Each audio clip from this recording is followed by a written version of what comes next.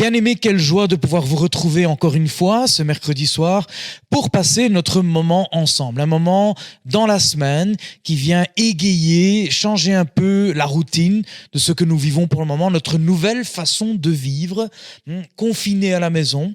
Et nous voulons nous réjouir de pouvoir accueillir celles et ceux qui venaient peut-être nous rejoindre pour la première fois sur Internet, sur Génération TV. Nous remercions toutes celles et ceux qui commentent également, qui laissent des likes, qui partagent, qui commentent comme le culte de dimanche dernier. Merci à vous tous et à vous toutes qui vous connectez et qui participez, qui interagissez avec nous. Alors aujourd'hui, nous aurons la possibilité de pouvoir écouter le partage de la parole de Dieu et je voudrais remercier le pasteur Ruben Wautier de l'église évangélique de Carnières. Un bonjour à tous les membres de l'église de Carnières qui nous suivent depuis des semaines et qui se connectent également avec nous. Nous voulons vivre ce moment d'unité et nous avons pensé à lui donner la possibilité de partager ce soir ce que Dieu a déposé dans son cœur pour que nous soyons fortifiés par la parole de Dieu. Donc je vous invite à préparer également vos Bibles pour que vous puissiez lire ensemble avec lui tout à l'heure. Suivra également l'intervention de notre collègue, également Joël Atia, pasteur de l'église de la rue Anatole France, église protestante évangélique, qui partage avec nous un moment de prière et d'intercession, un moment d'encouragement. Vous pourrez, pendant qu'il prie, déposer également vos soucis, vos fardeaux au pied de la croix et nous rassemblerons toutes les requêtes de prière et ce sera lui qui nous conduira dans ce moment de communion, d'intercession et d'invocation.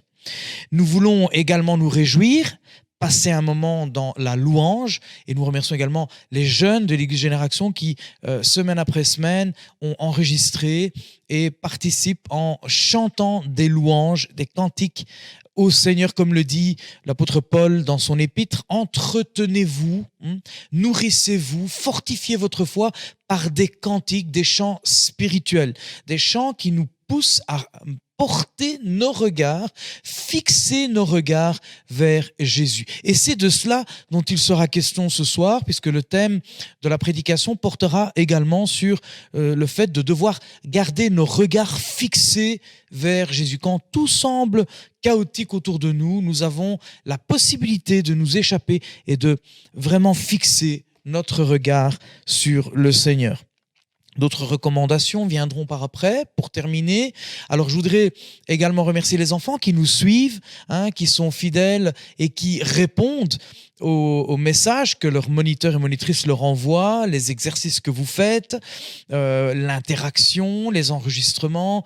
Bravo également aux jeunes de Génération pour les belles vidéos que vous avez postées sur la page Facebook.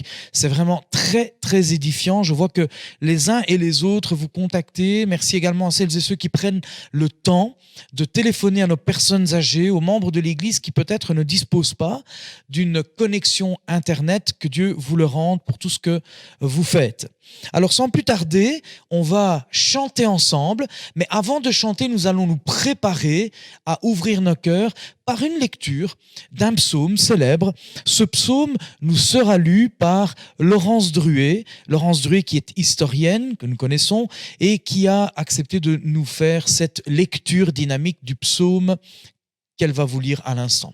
Voilà, je vous souhaite de passer un bon moment avec nous, passez ensemble avec votre famille, dans le fauteuil, à la cuisine, détendez-vous et passons ce moment ensemble de façon agréable et que nous puissions être fortifiés ensemble. Que Dieu vous bénisse. À tout à l'heure.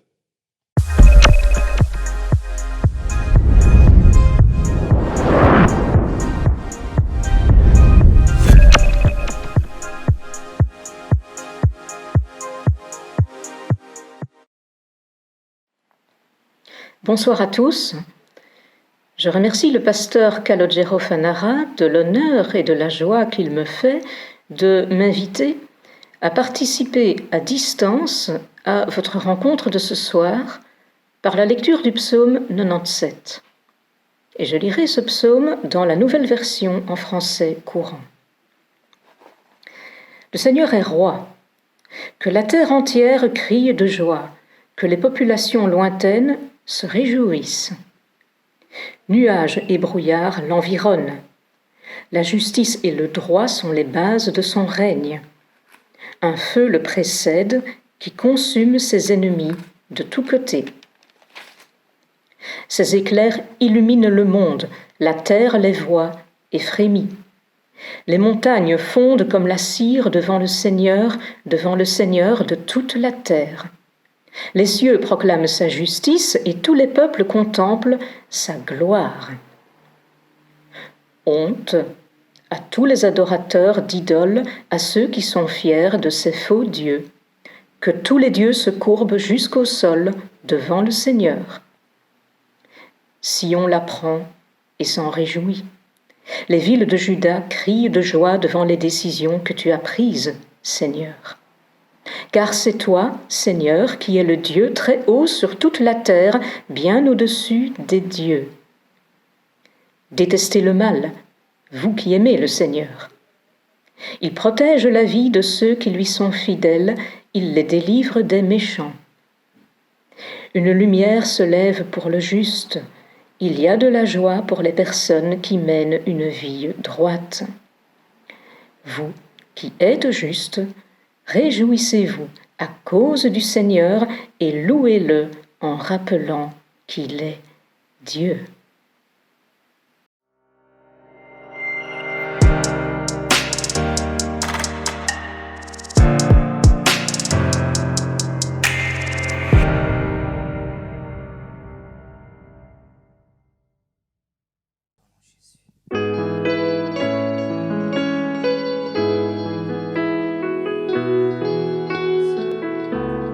Tu es béni, Jésus, alléluia, saint est ton nom. Gloire à toi, Seigneur. Te bénissons. Bénis Dieu, ô mon âme. Bénis Dieu, ô mon âme. Ô mon âme. Et glorifie son nom.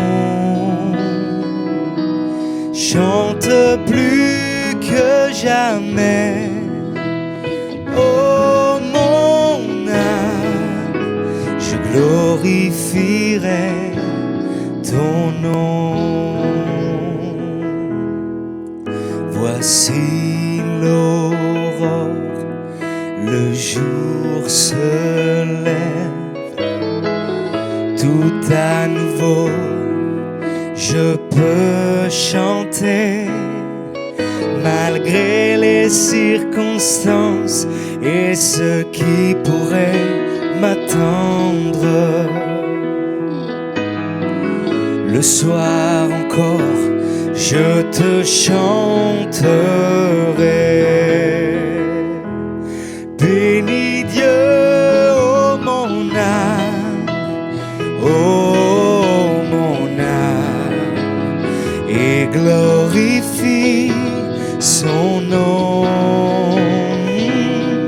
Chante plus que jamais, oh mon âme, je glorifierai ton nom.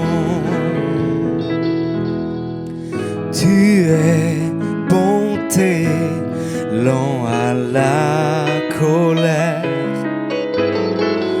Ton nom est grand et ton cœur est bon. Pour tes bienfaits, je chanterai sans cesse. Sans nombre sont les raisons de mon cœur. Bénis Dieu, ô mon âme, ô mon âme, et glorifie son nom. Chante plus que jamais, ô mon âme, je glorifierai ton nom. Bénis Dieu, mon âme, bénis Dieu, ô mon âme, ô mon âme, et glorifie son nom. Chante comme jamais. jamais. Oh mon âme, je glorifierai ton nom. Loue son nom, loue son nom. Son nombre sont les raisons de mon cœur. Loue son nom durant 1000 ans éternellement. Alléluia. Loue son nom, le nom de Jésus.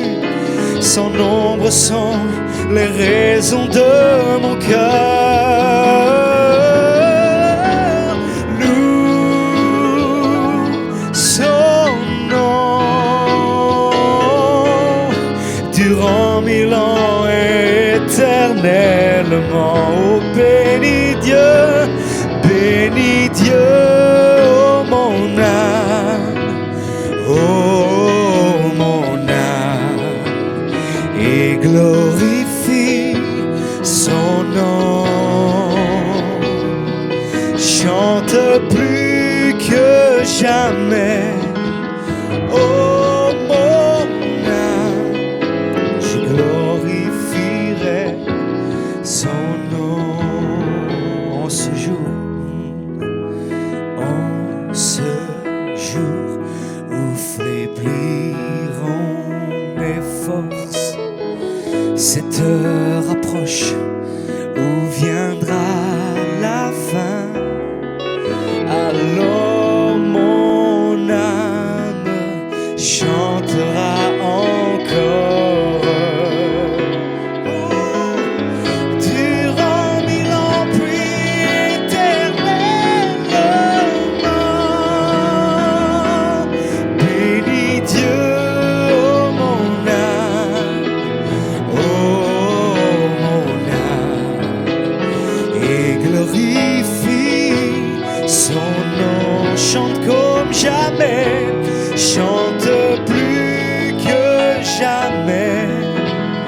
Oh mon âme, je glorifierai son nom. Oui, je glorifierai son nom. Alléluia, je glorifierai son nom.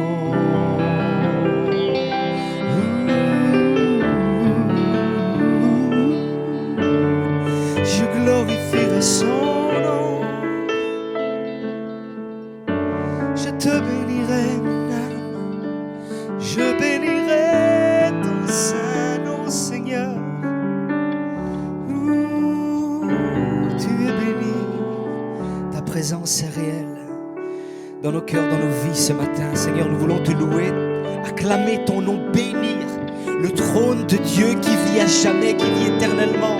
Seigneur, nous sommes dans ta présence, dans ton existence. Et Seigneur, nous voulons demeurer et nous voulons chanter ensemble ce matin. Ta présence est réelle en cet endroit, en cet endroit, en cet endroit.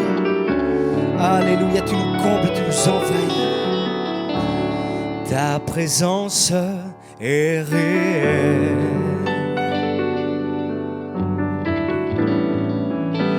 Ici en cet endroit, ta présence est réelle.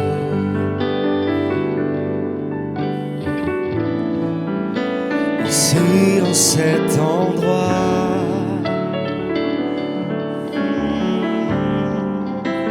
je t'adorerai.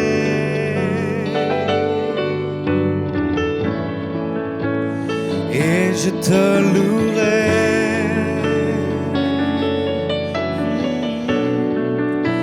Alors je me rendrai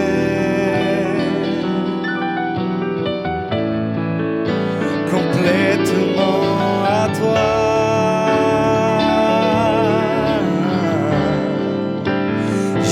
t'adorerai.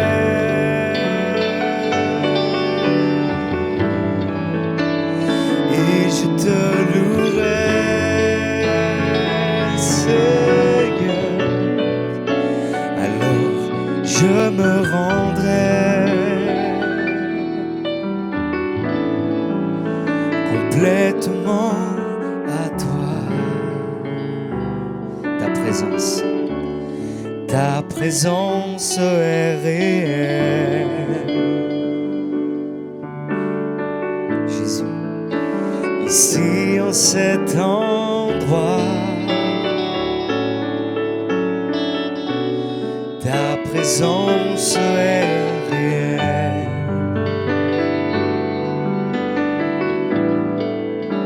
Ici en cet endroit, Alléluia, je t'adorerai.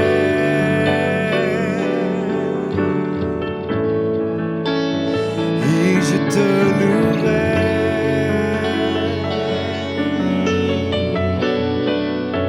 Alors je me rendrai,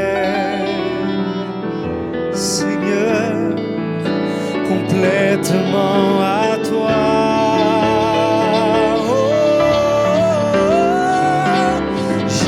T'adorerai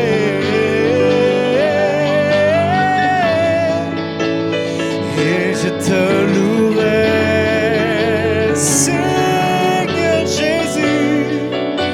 Alors je me rendrai complètement à toi. Béni soit ton nom, Seigneur. Oui, je me rends à toi, Seigneur, ce matin. Je me rends à toi ce matin de tout mon cœur. Je viens devant toi, Seigneur, car tu ne chasses pas loin, tu ne chasses pas dehors celui qui d'un cœur sincère, d'un cœur honnête, d'un cœur tout entier revient à toi. Seigneur, je reviens à toi ce matin. Je désire que tu me renouvelles ce matin, que je sois complètement renouvelé dans mon intelligence, dans mon cœur, dans mon esprit. Tu es celui qui sonde les cœurs jusque dans les reins, Seigneur. Tu es celui qui nous connaît comme personne, alléluia. Et ce matin, nous voulons nous laisser visiter par toi, nous laisser envahir de ta présence et nous laisser laver par le sang de l'agneau qui nous purifie de tout péché. Seigneur Jésus, viens, demeure en nous, plonge-nous en toi, Seigneur Jésus. Plonge-nous en toi, Seigneur. Demeurer en toi, c'est ce que nous voulons, Seigneur, vivre avec toi. Qu'il est bon, Seigneur, de vivre en toi, qu'il est bon de se laisser prendre par toi. Seigneur, alléluia, console le cœur, console les vies. Guéris encore ce matin, Seigneur. Guéris-nous, Jésus, alléluia. Tu es béni, Seigneur Jésus, nous te louons, nous te bénissons, Seigneur, nous te bénissons. Alléluia, gloire à toi, Jésus, tu es béni, Seigneur. Nous voulons vivre avec toi, Seigneur, nous voulons tous ensemble vivre avec le Seigneur. Amen, alléluia. Plonge-moi dans ta rivière d'amour. Plonge mon esprit dans les profondeurs de ta joie. Inonde le désert de mon âme par la douce pluie du ciel. Mon âme est rafraîchie quand ton onction m'envahit. Je suis restauré, guéri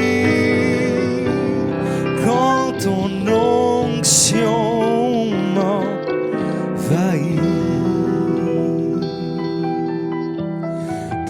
Plonge-moi dans ta rivière d'amour. Plonge mon esprit dans les profondeurs de ta joie. Inonde le désert de mon âme par la douce pluie du ciel. Mon âme est rafraîchie quand ton onction m'envahit. Jésus, je suis restauré, guéri quand ton onction m'envahit. Oh, mon âme est rafraîchie quand ton onction m'envahit. Oh Seigneur, je suis restauré, guéri quand ton onction m'envahit. Mon âme est rafraîchie quand ton onction m'envahit. Je suis restauré, guéri quand ton onction m'envahit. Seigneur, nous te bénissons, Seigneur Jésus. Oui, Seigneur, viens inonder nos cœurs, viens inonder nos âmes, viens inonder nos vies tout entières et viens nous relever de ta main forte, Seigneur, de ta main qui ne fléchit pas, de ton bras d'amour. Oui, Seigneur, nous demandons en ton nom, Seigneur, et nous recevons parce que nous demandons en ton nom. Seigneur, nous voulons demander ce matin, Seigneur, que tu guérisses notre pays, que tu guérisses les nations, Seigneur. Que tu guérisses, Seigneur, toutes ces personnes malades, malades de cœur avant tout, Seigneur, malades, spirituellement malades. Seigneur, ceux qui ont attrapé le coronavirus spirituel. Seigneur, ceux qui ont rejeté la couronne de gloire pour accepter toutes sortes de compromis, Seigneur. Avant toute chose, Seigneur, guéris les cœurs malades et ramène-les à toi, afin que tu puisses les guérir ce matin, que tu puisses les remplir d'un renouveau, qu'ils puissent naître de nouveau ce matin, qu'ils puissent naître en toi, Jésus. C'est notre prière ce matin, c'est notre désir le plus profond, Seigneur. Guéris toutes ces personnes qui sont atteintes de ce virus, qui sont malades dans leur corps, Seigneur, et de toutes sortes de maladies. Nous demandons, Seigneur, et nous demandons de tout notre cœur que tu viennes guérir ceux qui ont le corps affaibli. Seigneur, nous te remettons, Seigneur, cette parole, la parole de l'Éternel, la parole de Dieu qui sera prêchée. Bénis le frère qui porte la parole, bénis son cœur, Seigneur. Dans le nom de Jésus, nourris-nous, visite-nous encore ce matin, et que ta présence ne soit jamais loin de nous, et que nous puissions à jamais demeurer en toi. Oui, nous choisissons de vivre avec toi et de te suivre dans le nom de Jésus. Amen. Alléluia. Amen. Soyez bénis, réconfortés dans le nom de Jésus. Alléluia.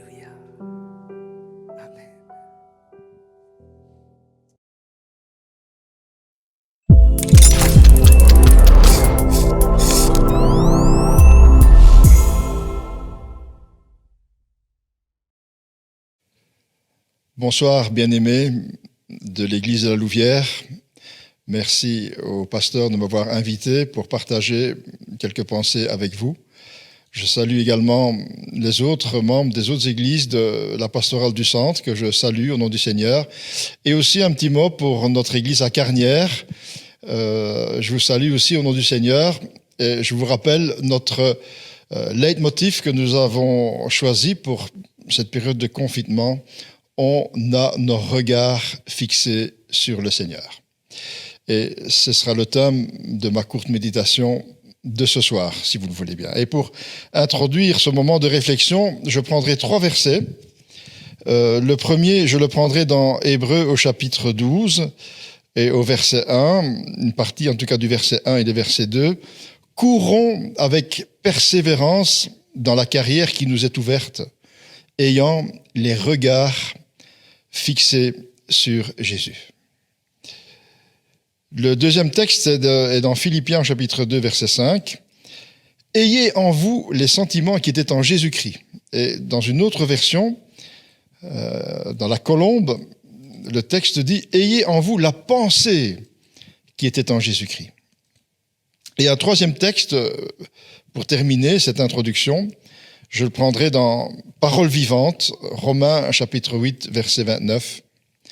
Écoutez bien ce beau texte. En effet, ceux que Dieu a enveloppés d'avance dans son plan d'amour, il les a aussi destinés, depuis le commencement, à partager son image. Il a décidé de faire d'eux, de ses enfants, au même titre que son propre fils, et de les façonner pour qu'ils lui ressemblent, afin qu'il soit l'aîné d'une nombreuse famille de frères. Et je souligne ces expressions, porter son image, avoir les sentiments qui sont en Jésus-Christ, ressembler à Christ, et avoir les regards sur lui. Et est-ce que c'est vraiment l'objectif de votre vie? C'est en tout cas l'objectif de Dieu pour nous.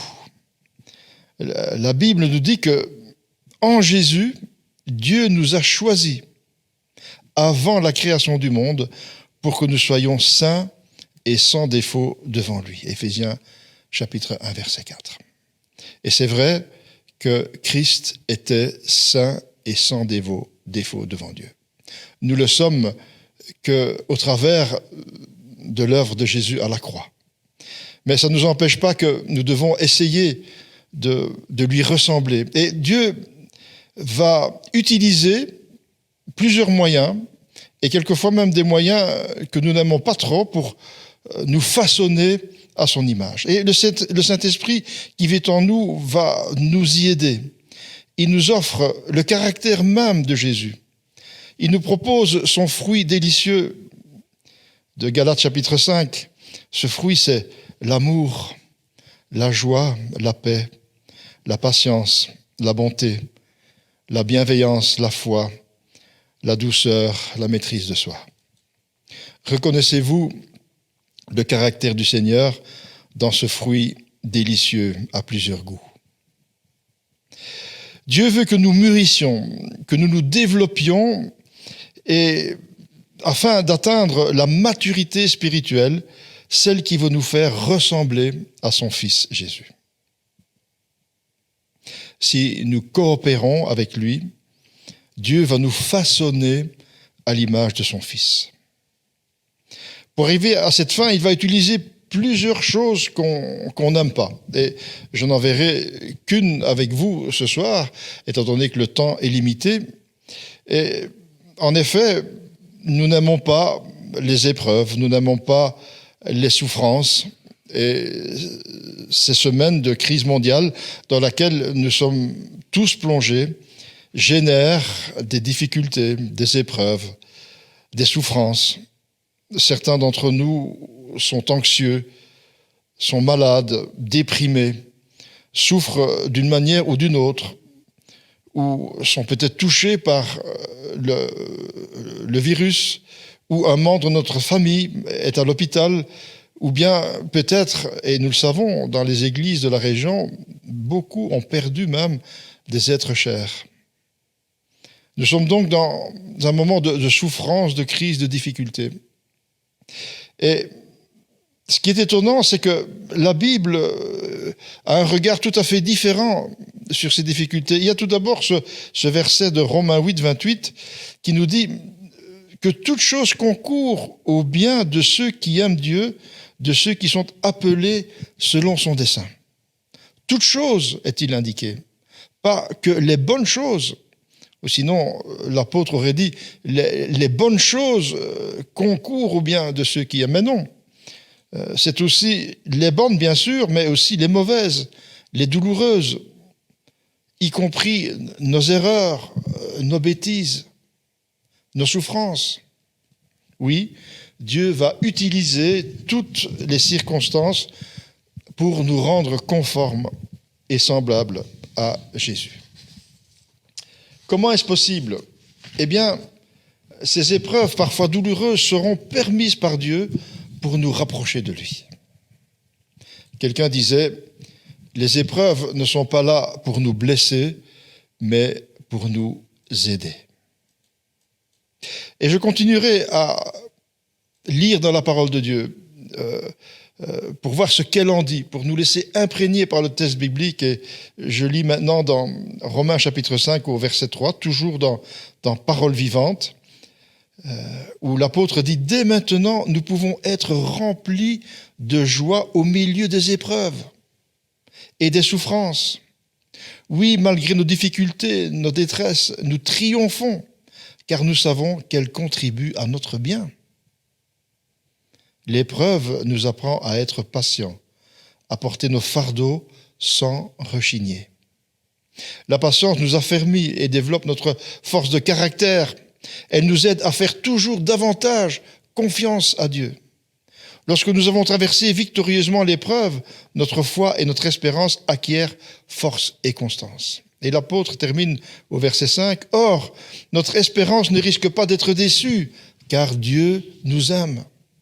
Il nous a donné son Saint-Esprit qui a rempli nos cœurs de son amour. » Chaque problème, chaque souffrance, chaque épreuve que Dieu permet a un objectif.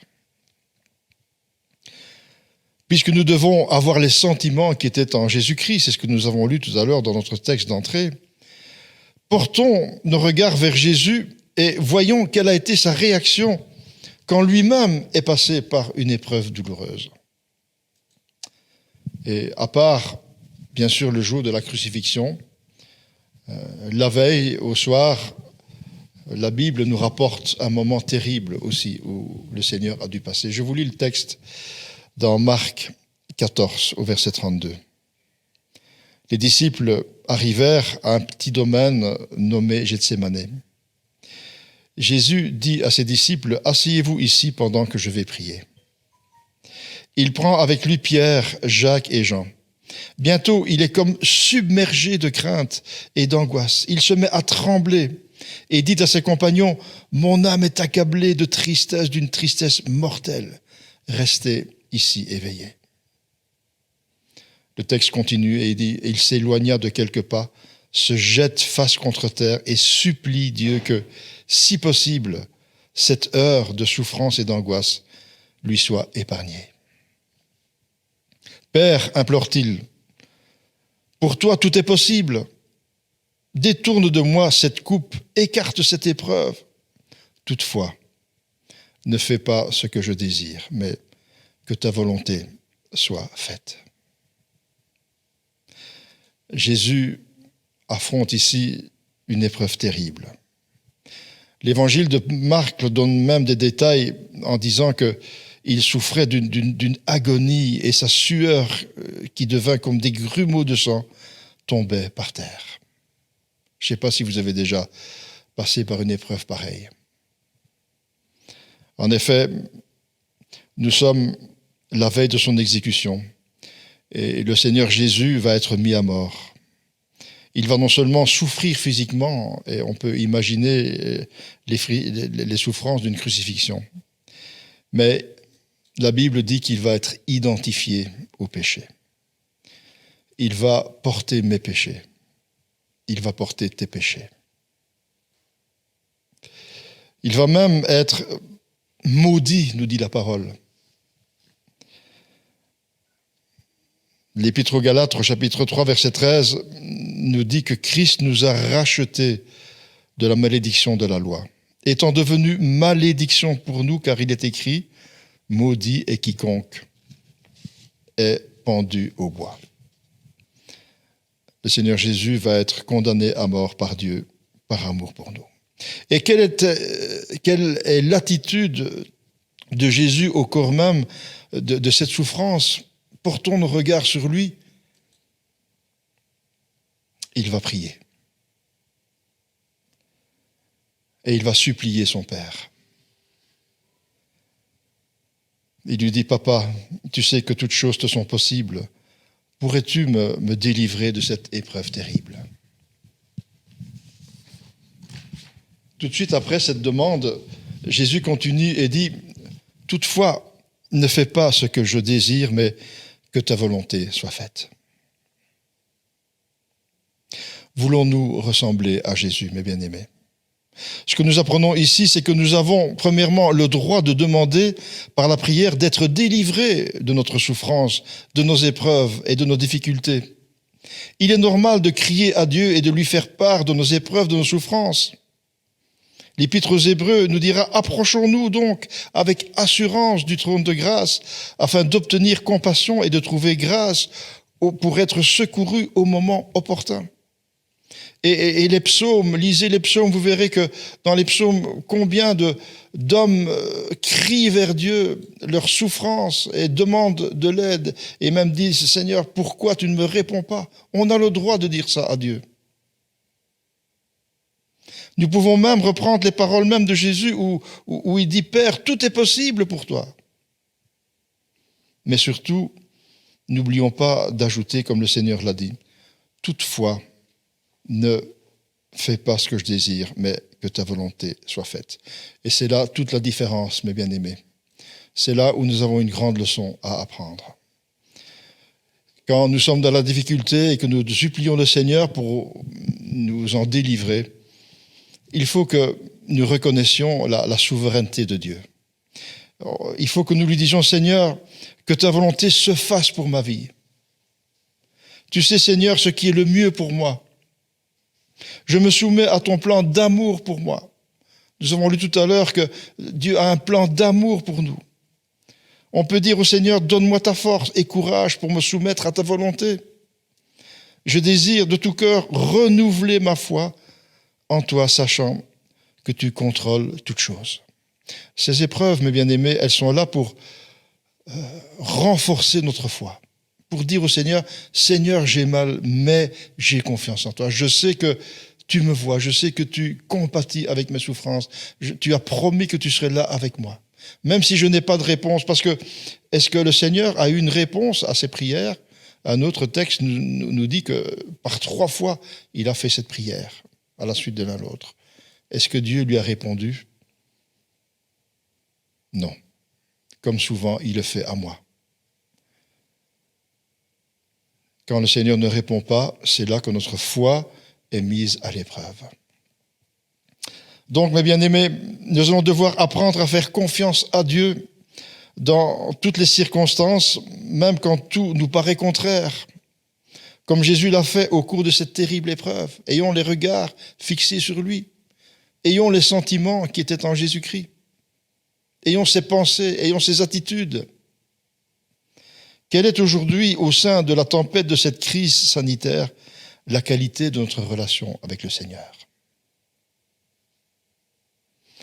Dieu utilise les épreuves, les tribulations pour nous apprendre à lui faire confiance. Jésus a été éprouvé similairement. La Bible nous dit que ainsi bien qu'il soit fils, il a appris l'obéissance par ce qu'il a souffert. Et au travers de nos épreuves, de nos souffrances, de nos questions sans réponse, ayons les regards fixés sur Jésus. Regardons comment il a agi, comment il a prié, comment il a fait confiance à son Père céleste et imitons-le. Si nous nous laissons inspirer par son attitude, ses réactions, ces sentiments en fixant nos regards sur lui, nous contribuerons à nous laisser modeler à son image. Nous contribuerons à lui ressembler et Dieu en sera glorifié. Amen.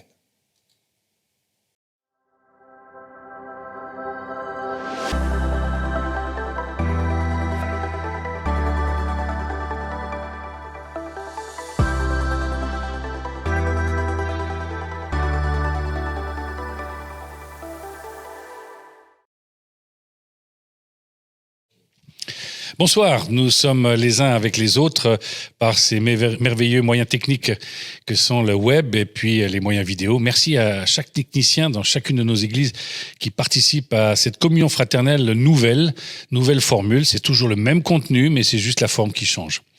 Nous voulons ce soir prendre du temps les uns avec les autres en nous saluant fraternellement. Je voudrais saluer nos églises, en particulier de la pastorale du centre. Nous pensons à chacun d'entre nous, à ceux qui sont malades, aussi dans nos églises, ceux qui ont plus de mal à rentrer en contact les uns avec les autres parce qu'ils n'ont pas les mêmes moyens technologiques. Nous voulons ensemble être dans la même communion au sang de Jésus-Christ.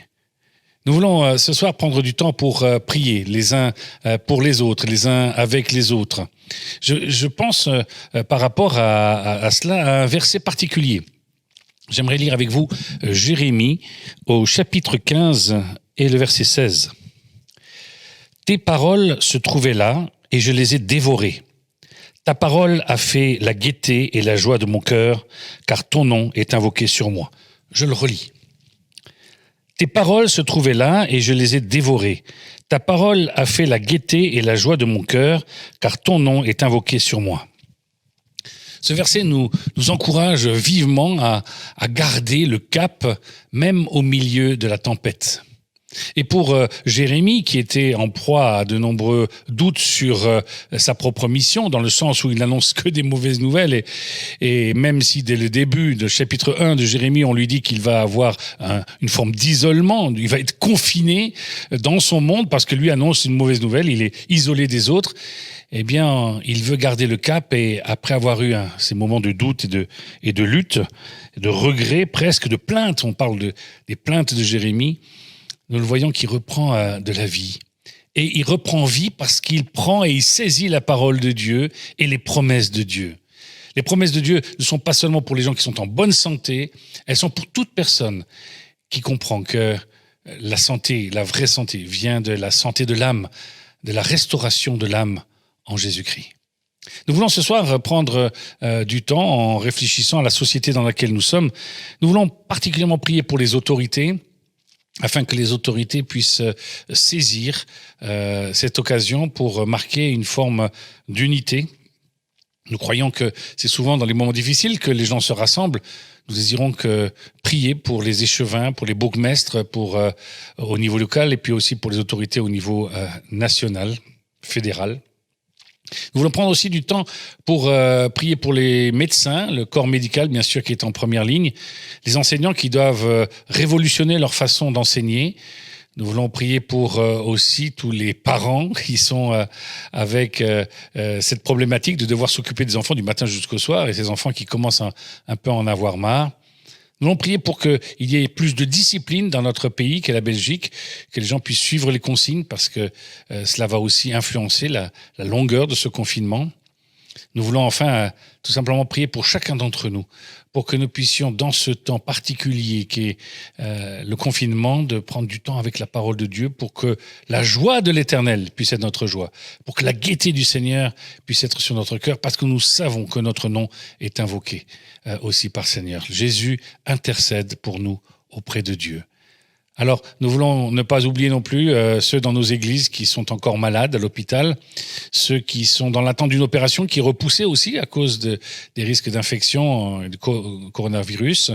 Mais nous voulons aussi penser à tous ceux qui voient leurs projets, peut-être de mariage et autres, être repoussés un petit peu. Que le Seigneur puisse être notre joie à tous et qu'il se fasse connaître à chacun d'entre nous et qu'il puisse nous donner une véritable joie et gaieté du cœur ce soir. Je vous propose de prendre ce temps maintenant pour prier. Pensons aux membres de nos familles, Peut-être vous aurez des sujets à rajouter, mais vous le ferez chacun depuis votre maison. Des sujets complémentaires, alors envoyez-les nous via les réseaux sociaux, comme ça nous saurons comment prier encore plus précisément pour chacune des situations que vous représentez. Et puis prions pour l'unité des églises, car nous aurons à reprendre aussi dans quelques temps, certainement par étapes. Nous serons déconfinés aussi petit à petit. Ce n'est pas demain que nous retrouvons nos salles de culte. Et nous voulons ensemble réfléchir, pas chacun de notre côté, mais ensemble réfléchir à l'Église, ce que cela veut dire et comment rejoindre ceux qui sont privés de tout moyen technologique afin qu'il n'y ait personne qui soit oublié et que la joie de l'Éternel, comme je l'ai dit et je le répète ce soir, puisse être la nôtre en partage. Prions ensemble. Dieu Tout-Puissant, nous t'invoquons d'abord pour te dire merci pour la foi que tu nous as donnée. Merci pour cette confiance que nous pouvons avoir en toi. Tu es le Dieu Tout-Puissant, le Dieu qui nous a donné son Esprit Saint, le Dieu qui a sacrifié son Fils à la croix. Nous savons que tu ne nous abandonnes pas aujourd'hui. Nous voulons te prier particulièrement pour nos autorités politiques, le roi, les différents ministres, pour qu'il y ait une véritable unité dans notre pays. Non pas seulement une unité contre le coronavirus, mais une véritable identité qui puisse se créer en apprenant à connaître nos voisins, les gens qui ne parlent pas la même langue que nous, mais qui sont dans le même pays. Retrouver le sens de l'humanité au milieu de nous. J'aimerais te prier pour ces autorités afin qu'elles comprennent le sens de l'humanité aussi, savoir le pourquoi nous avons besoin de vivre, pourquoi nous donnons du sens, que s'il y a des chrétiens autour d'eux, qu'ils puissent témoigner de cette foi et de la fidélité en Jésus-Christ. Que ces autorités puissent savoir comment aussi entreprendre petit à petit les bonnes mesures et de sécurité et pour relancer l'activité de chacun d'entre nous. Nous voulons te prier, Seigneur, aussi en particulier pour les autorités religieuses de notre pays, afin que l'Église de demain puisse tenir compte de ce qui se passe aujourd'hui. Que nous ne voulions pas rentrer dans l'habitude, dans la répétition, mais au contraire, que Seigneur, tu nous donnes de pouvoir entrer dans la révolution qu'est l'Évangile. Tu transformes nos vies, alors transforme l'Église. Rends-nous attentifs les uns aux autres.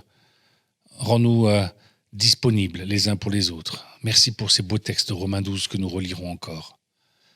Supportez-vous les uns les autres, accompagnez-vous les uns les autres, aimez-vous les uns les autres. C'est-à-dire que ce puisse être ce temps, même lorsque les liens humains sont coupés, nous savons que les liens spirituels restent solides. Rien ne peut nous séparer de l'amour de Dieu et rien ne peut nous empêcher de nous aimer les uns les autres et rien ne peut nous empêcher d'aimer notre prochain.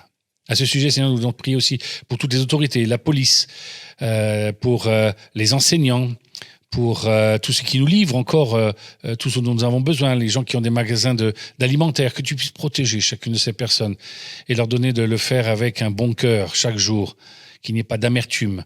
Et au contraire, tu renouvelles leur force et leur intelligence en ces situations, que tu puisses parler à leur âme, afin qu'ils sachent, Seigneur, que non seulement ils font quelque chose de bien pour nous, mais qu'en plus, Seigneur, c'est ce que tu veux que nous fassions pour notre prochain, rendre le bien pour le bien. Nous voulons te demander, Seigneur, aussi particulièrement de donner de la sagesse aux parents. Tu vois les difficultés qu'il y a à garder ses enfants à la maison. Nous voulons te prier pour les enfants, que tu leur apprennes la patience et qu'ils puissent trouver encore le temps de se reposer et de laisser se reposer leurs parents.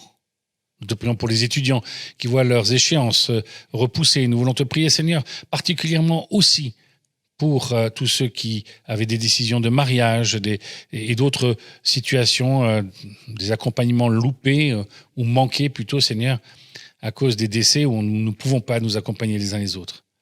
Que ce puisse être un temps de réconciliation, de soutien, d'amour et de révélation. Seigneur, nous n'avons pas peur de cette situation que nous vivons.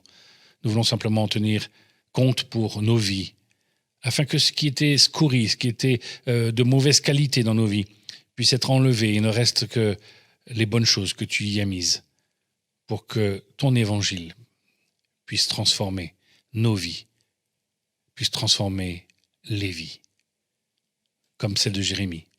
Il s'est mis à dévorer ta parole. Et c'est à ce moment-là que la gaieté et la joie ont rempli son cœur. Seigneur, nous te prions, qu'en ces temps difficiles, la joie de l'Éternel nous remplisse. C'est dans le nom de ton Fils que nous te prions, pour que tu sois glorifié et honoré. Amen. Bonne soirée à chacun d'entre vous. Continuez à prier, continuez à lire la parole de Dieu, continuez à aimer et continuez à garder l'espérance de Jésus-Christ dans vos cœurs. Amen. On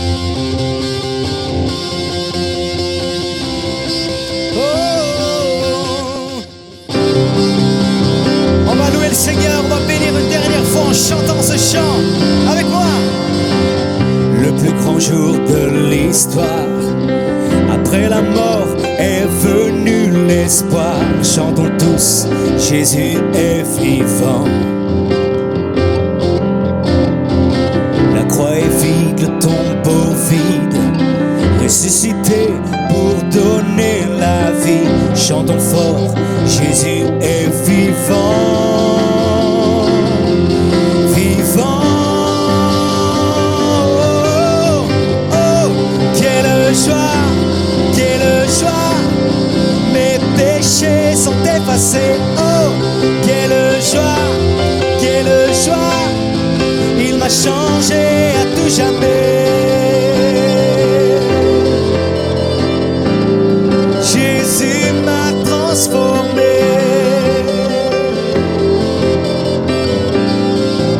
Je me tiens ensemble, je me tiens dans ce lieu, enfin libre et vraiment heureux. Je me livre tout à toi, mon Dieu. Plein de joie, plein de paix, plein de joie, plein de paix. Mes fardeaux se sont envolés, oui, célébrons, Jésus est vivant.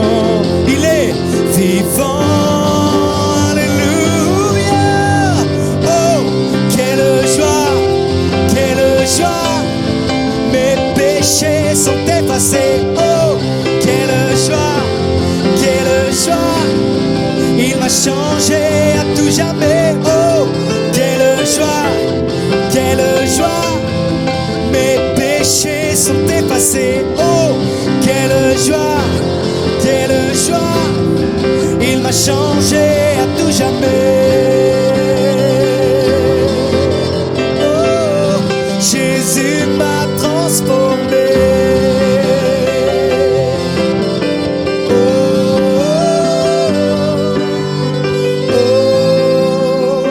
Quel jour glorieux, quel nom merveilleux, car tu m'as sauvé. Oh, oh, oh. Quel jour glorieux, tu es merveilleux. Ensemble, Jésus. Oh, quelle joie, quelle joie. Mes péchés sont effacés. Oh, quelle joie, quelle joie. Il m'a changé à tout jamais. Oh, quelle joie, quelle joie. Mes péchés sont effacés. Oh, quelle joie, quelle joie. Il m'a changé à tout jamais. Oh, oh, oh, oh, oh, oh. Jésus m'a transformé. Oh, oh, oh, oh, oh, oh. Quand Jésus m'a sauvé.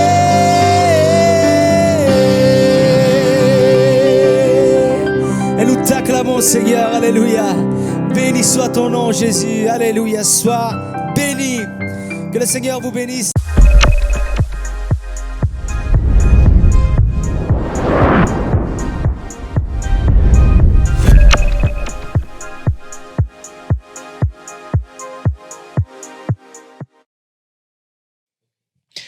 Qu'est-ce que ça fait du bien de pouvoir passer ces bons moments ensemble. J'espère que cela vous a fortifié, vous a fait du bien.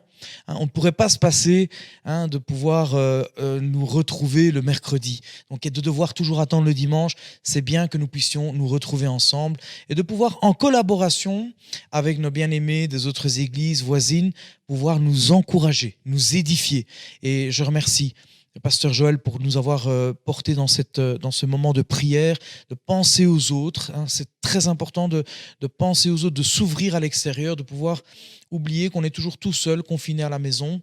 Merci également au pasteur Ruben pour ce partage que le Seigneur a déposé dans son cœur, que cette parole puisse vous suivre durant cette semaine, qu'elle puisse nourrir vos réflexions jour après jour, qu'elle puisse vous fortifier, à vous qui peut-être devez continuer à travailler, celles et ceux qui doivent s'occuper de leurs enfants à la maison.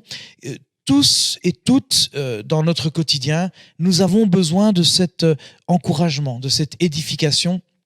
Et je suis heureux de pouvoir participer à cela et faire en sorte que de semaine en semaine, nous puissions travailler et collaborer ensemble. Merci aux églises de la pastorale qui nous soutiennent, qui se connectent, qui envoient des messages et qui nous encouragent à continuer. C'est très gratifiant. Je voudrais également profiter de ce moment pour remercier en direct et en public l'équipe du multimédia qui, semaine après semaine, collecte, assemble, filme, arrange tout ce qui est technique. C'est pas évident, c'est un travail quand même assez colossal. Et donc nous voulons prier pour Jonathan et pour Vincent Militello. Nous voulons également penser à Oriana qui va nous rejoindre également pour les directs du dimanche qui vont reprendre. Donc ce dimanche, nous aurons indirect. Et je voudrais justement saisir cette occasion pour remercier notre bourgmestre, Jacques Gobert, qui a fait en sorte de pouvoir donner cette autorisation, donc pour pouvoir continuer ces enregistrements à l'église dans le respect des mesures, évidemment, mais c'est quelque chose qui nous réjouit énormément puisque cela nous permet de pouvoir vous rejoindre à la maison et faire du bien à tous les citoyens qui se connectent et qui peuvent recevoir de l'Évangile un encouragement au quotidien. Alors je vous encourage à vous tenir informés toujours par des sources gouvernementales par rapport au déconfinement. Si on parle de déconfinement, soyons attentifs à tout ce que nous avons au niveau des informations. Nous allons vivre l'Église autrement. Ce n'est pas pour demain, évidemment. Nous savons que ce ne sera pas évident, mais nous nous adapterons. Nous adapterons, nous essaierons de nous tenir connectés, de nous laisser inspirer par le Saint-Esprit afin que de semaine en semaine, nous puissions nous retrouver même de façon virtuelle. Je voudrais saluer à travers ce média également nos personnes âgées. Si vous nous voyez peut-être à travers les vidéos que vos enfants vous envoient, nous continuons à prier pour vous, nous continuons à vous soutenir.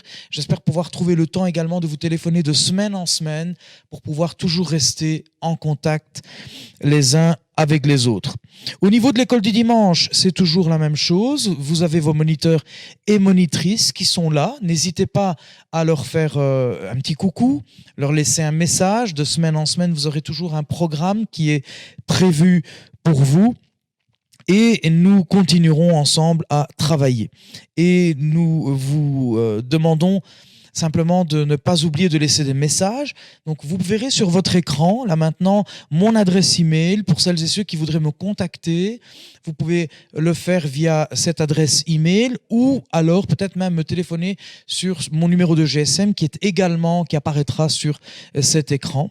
Alors je vous encourage également, les membres de l'Église, à ne pas oublier de faire vos offrandes vis-à-vis du numéro de compte qui apparaîtra également au niveau de l'écran. Nous voulons nous soutenir, continuer à bénir les œuvres, les missions et les frais qu'engendrent également ces enregistrements et au niveau des besoins de l'Église. Voilà. On va vous laisser à présent avec un intérieur Bible de la Société biblique et nous conclurons comme cela et nous vous donnons rendez-vous ce dimanche 26 avril. Nous aurons avec nous le pasteur Ronald Boyd de l'église du Shape à Mons qui nous partagera la parole de Dieu.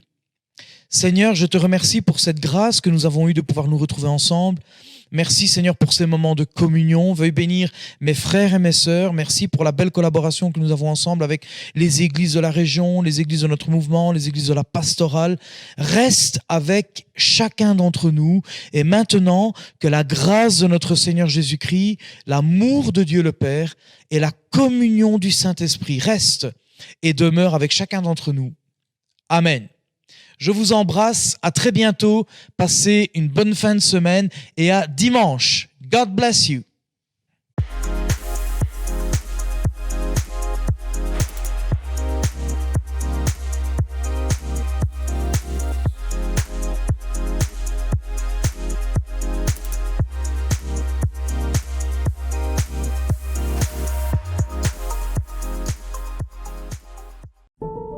Je crois vraiment que l'expression des racines et des ailes prend tout son sens dans cette période qui est transitoire, où nous pouvons nous recentrer sur l'essentiel, revenir au fondement pour savoir où l'on va est important. Et je crois sincèrement que c'est dans sa parole que se trouvent beaucoup de réponses à nos questions.